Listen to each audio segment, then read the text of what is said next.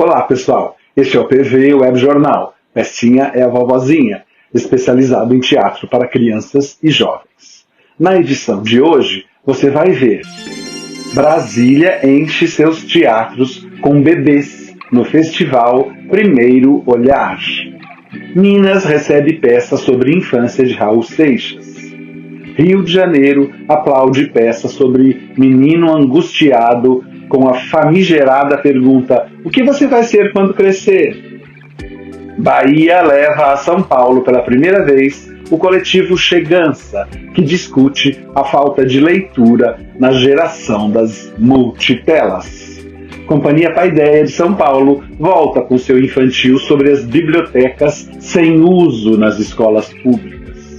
E mais, uma dupla de palhaças que bagunça os contos tradicionais, um espetáculo sobre a injustiçada cientista que descobriu do que são feitas as estrelas, uma homenagem inflável aos gigantes modernistas, uma peça sobre o que é ser um menino gay, uma coreografia sobre as aventuras da hora de dormir e um espetáculo para jovens que tira o ranço de monumentos históricos criados a partir de tragédias da colonização.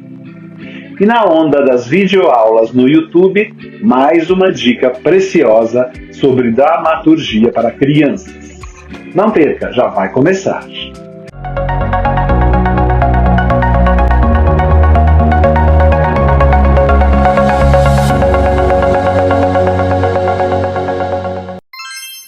O primeiro olhar a gente nunca esquece. Como eu fico empolgado por poder voltar a anunciar aqui, a cada semana, um novo festival pelo Brasil afora de teatro para as infâncias.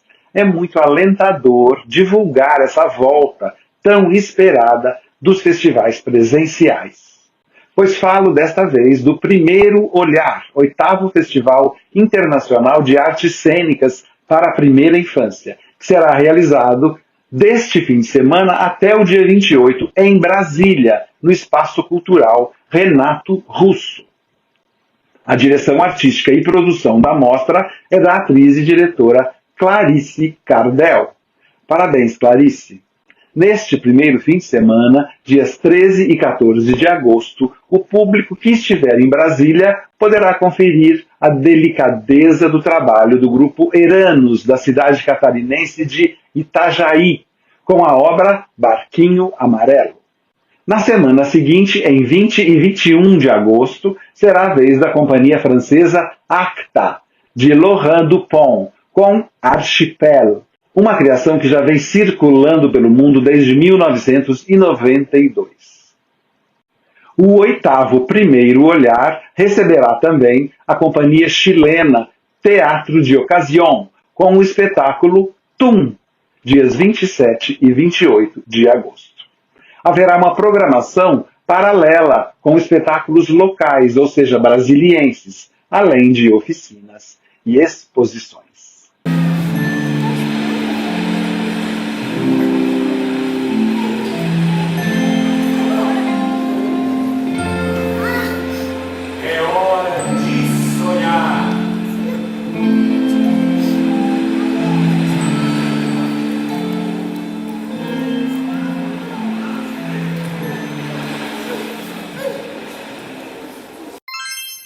A aventura de ler na era das multitelas.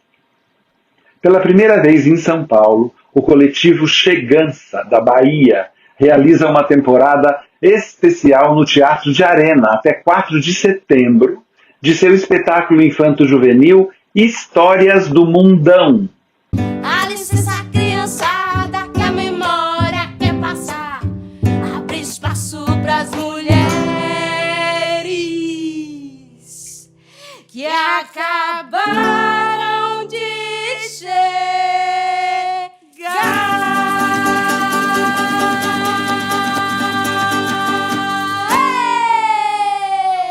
Unindo narração de histórias, palhaçaria e música, a peça tem um tema muito atual e urgente. Propõe uma reflexão sobre o uso massivo dos eletrônicos na infância. O O que é que passa lá na tela da TV? As irmãs Tina e Kekel, cansadas de só olhar o mundo por meio das telinhas de celular, embarcam em uma aventura pela magia da leitura. Ô, Kel! Eu tava aqui pensando, irmã. Você não acha que a gente deveria conhecer o diferente? O diferente? A pesquisa dramatúrgica desenvolvida durante 2 anos teve como inspiração as obras do escritor Daniel Munduruku e da ativista Kilsan de Oliveira. Com entrada gratuita e ingressos no sistema Pague Quanto Puder, as apresentações serão aos sábados e domingos às 16 horas, com recomendação etária para crianças acima de 6 anos. O coletivo Chegança vai promover também a vivência teatral Contando Histórias do Meu Mundão, uma ação gratuita para crianças de 7 a 12 anos de instituições parceiras do projeto. O Chegança nasceu em 2018, criado pelas atrizes e produtoras Manu Santiago e Ana Teresa. Ai, Tina! Que? Tina! Você tá vendo o que eu tô vendo? Eu tô vendo o que você tá vendo. A Sala Silêncio é uma sala com um montão de livros. Não é uma sala com um montão de livros. É uma biblioteca. Quem tem medo da biblioteca? Naquela escola havia um canto esquecido, onde ficavam todos os livros que não cabiam na sala de leitura.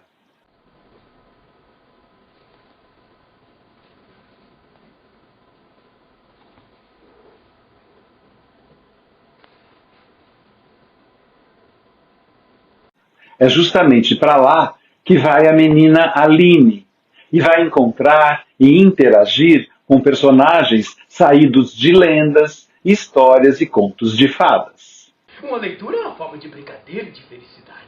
De uma biblioteca é uma espécie de caixa encantada.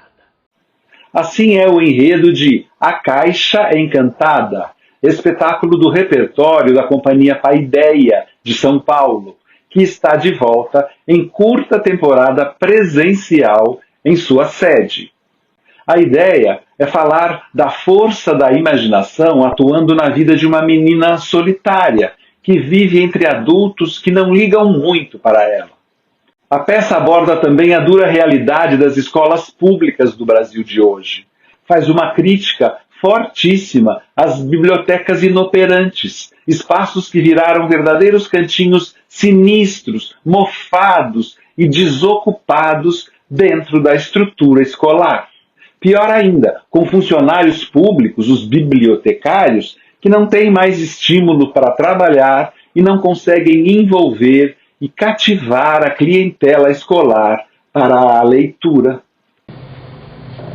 Mais um dia da minha nobre companhia. Uma funcionária pública de carreira.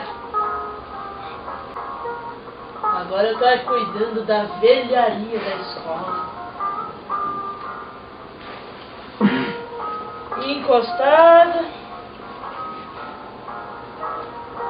A vida que eu pedi a Deus. Esse dedo na ferida de educadores e dirigentes de escolas é muito importante. A Paideia sabe o teatro que faz. Parabéns. Vai que é bom. Brilha, brilha, estrelinha. A história da injustiçada cientista e astrônoma inglesa Cecilia Payne, que em 1925, aos 25 anos, descobriu a composição das estrelas, é o tema do espetáculo infantil que estreia no Sesc Belenzinho, em São Paulo. Num primeiro momento, a descoberta de Cecília foi desacreditada por seu orientador, que logo em seguida defendeu a mesma tese sem admitir que anteriormente havia rejeitado a teoria de Cecília. Um absurdo! Quer dizer, a sua descoberta, ela contraria os principais nomes da astrofísica, inclusive O nome da peça é uma pergunta: do que são feitas as estrelas? Com direção do premiado Kiko Marques, a montagem mescla uma história real com uma aventura espacial, para falar da importância da curiosidade. Cecília, missão, você é uma garota. Uma garota, mas também uma futura cientista. Como se misturassem o fato histórico a uma fábula contada para as crianças antes de dormir.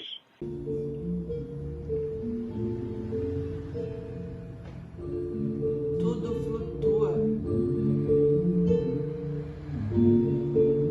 O universo inteiro é dançante.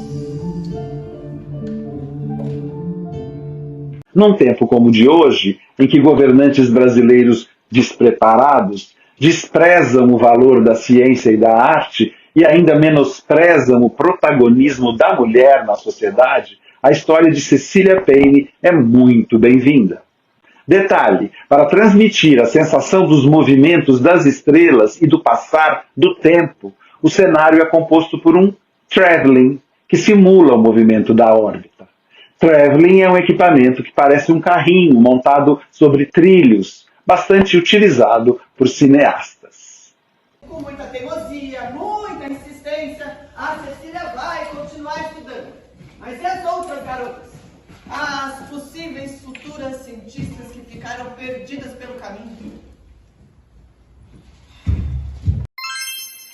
Pátria amada, idolatrada, salve, salve! Olhem só que assunto sério. Existiu nesse nosso Brasil um tipo de colonização que vangloriou seus assassinos como se fossem heróis, espalhando pelas cidades monumentos históricos que ilustram essas narrativas violentas e os ideais equivocados. E pior, perpetuam essas falácias de geração em geração. Que tal um espetáculo que mostre ao público alguns desses monumentos, imagens e símbolos em ruas e praças de São Paulo, tentando botar todos os pingos nos is, contando os outros lados da nossa história, apontando as marcas que ficaram, combatendo tantos pensamentos ultrapassados que ainda hoje persistem nas salas de aula e nos livros de história. Pois assim é a peça Errantes, do núcleo Barro 3, com texto do convidado Victor Novoa, que estreou nesta semana no Centro Cultural São Paulo. Não é peça infantil, mas é destinada a jovens a partir dos 14 anos, ou seja, uma chance de você levar seus adolescentes ao teatro para que eles finalmente compreendam o tanto de patacoada que lhes foi despejada na cara pela dita história oficial do Brasil. Que a peça seja um sucesso. Os jovens merecem esse teatro inteligente que faz refletir. Quando chegam os monumentos, como é que a gente vê aquele tanto de história parada no ar, no espaço, na cidade? E aí o que nós, artistas da cena, né, artistas do teatro, falamos para quando a gente vê um monte de coisa parada, que fala de um monte de coisa que já andou, é achar que algo que está na rua é fruto da opinião de tantos e descobrir que na real é de tão poucos, né? Mas que habita no dia a dia de muita gente. É se permitir tirar as coisas dos lugares onde elas estão. É se permitir ouvir aquilo que está parado no meio da cidade, que está querendo falar ou calar. Tudo o que você precisa saber sobre meninos gays. Inspirado em conto de Caio Fernando Abreu, o espetáculo Pequeno Monstro fala sobre a adolescência e as descobertas e fantasias típicas dessa idade em meninos LGBTQIA+. O texto acompanha o início da puberdade do personagem gay e as transformações que ele vive, não só no corpo, mas também nos desejos e em sua personalidade. Pequeno Monstro, na verdade, é uma mescla do conto de Caio com um conto de mesma temática, escrito em 2011 pelo diretor da peça, Pedro Leão. Você vai ver em cena os dramas de um adolescente que sente as paixões despertarem e começa a entender como lidar com essa tal de sexualidade. Para quem é um menino gay, como no espetáculo, é mais difícil ainda viver esse momento. Como você descobriu que você era você? Essa é a pergunta central deste monólogo interpretado pelo ator Henrique Figueiredo, grátis nos teatros municipais de São Paulo. Um beijo especial para o Pedro Leão por essa sua força e coragem de falar para os jovens de um assunto ainda tão tabu em certas famílias. Vamos ao teatro. A angústia de ter de escolher tão cedo. Montagem infantil da companhia carioca Delateg estreou semana passada no Rio, no Sesc Tijuca, com o nome de Quem é o Zezinho? Um espetáculo que quer questionar a escolha de uma profissão como algo que define a existência de alguém. O que você vai ser quando crescer? Essa dúvida invade a vida de Zezinho, que se vê confuso ao receber da professora a tarefa do dia, escrever uma redação, respondendo justamente essa famigerada pergunta. Zezinho se anima a escrever a redação quando ele ouve a professora contando a fábula da cigarra e da formiga. Por que só chamam as formigas de trabalhadoras? Por acaso o canto da cigarra também não é um trabalho? Boa, Zezinho, arrasa no textão. A trupe Delateg foi formada em 2016 por artistas periféricos e suburbanos do Rio, que se conheceram na ocupação artística do Teatro Armando Gonzaga em Marechal Hermes. Quem conta um conto, bagunça um tanto. A Companhia Pelucano, de São Paulo, formada por Paola Mussatti e Vera Abud, as palhaças Manela e Emily, brilhou nos últimos anos com um grande sucesso que passou por vários palcos do país, o Jardim do Imperador. Desde a semana passada, a dupla estreou novo trabalho, Para Papel, em que encarnam duas contadoras de histórias muito divertidas, que, ao narrar, misturam os contos tradicionais com outros acontecimentos e confusões de suas vidas. Uma bagunça só. Acho que você concorda comigo. Criança adora ouvir um conto bem contado, mas também ama quando essas histórias conhecidas são desconstruídas e reinventadas com talento e inteligência. Isso mexe com a imaginação, estimula voos de criatividade. Para Papel está aos domingos em 2 sessões no Sesc Pinheiros. Direção de Ronaldo Aguiar, dramaturgia de Nereu Afonso e direção musical de Gustavo Kurlat. 3 craques. Soprando e inflando os modernistas. O grupo Pia Fraus já é bastante conhecido do público por seus bonecos infláveis, coloridos e expressivos, representando sobretudo animais brasileiros em extinção. Pois agora toda essa alegria colorida dos infláveis da Pia Fraus está a serviço de homenagear os 100 anos da Semana de Arte Moderna de 1922. O espetáculo se chama Gigantes Modernistas. Conforme cada boneco se infla, o cenário vai virando uma grande exposição modernista. A dramaturgia da companhia Pia Fraus tem optado por pouco uso de texto, estrutura de cenas curtas independentes e movimentação corporal dos atores que tangencia a dança, segundo eles dizem. Você vai se deparar com referências incríveis a obras de Tarsila do Amaral, Di Cavalcante, Anita Malfatti e Cândido Portinari. Também são lembradas as músicas de Os Oito Batutas, Pixinguinha e Chiquinha Gonzaga.